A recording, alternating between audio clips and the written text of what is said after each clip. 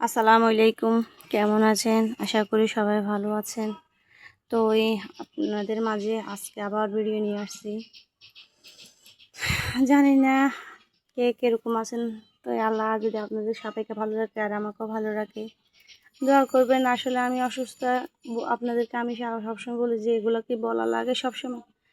আমি কখন আর আল্লাহ পাকে আমার কখন কি হয়ে যায় আমি জানি না, তবুও ভিডিওগুলো আপনার মাঝে ছাড়ি, বলি। তো কীরকম লাগে আপনাদের কাছে অবশ্যই সবাই তো জানাবেন।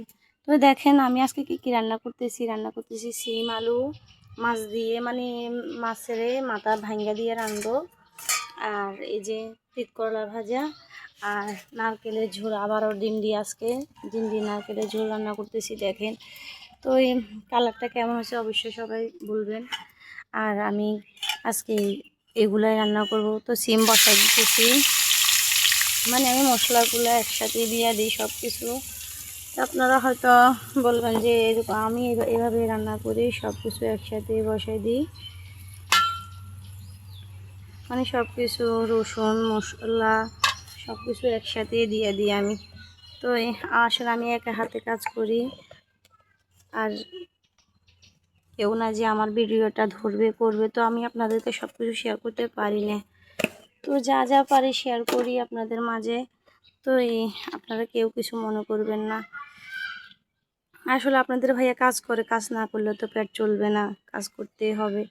তো এই কারণে আপনাদের ভাইয়াও থাকে না। আর বাচ্চা কাচ্চারা তো ছোটো, ওরা এগুলা করে না, বুঝে না, তাই ওদেরকে দিয়ে করতেও পারি না। তো আমি নিজে যা পারি আপনাদের মাঝে শেয়ার করি, দেখাই, বলি এগুলাই।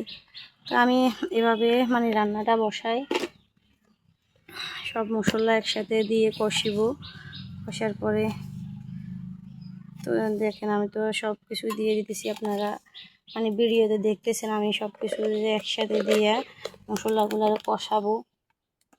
তো কেমন লাগে আমার ভিডিওগুলো অবশ্যই সবাই জানাবেন।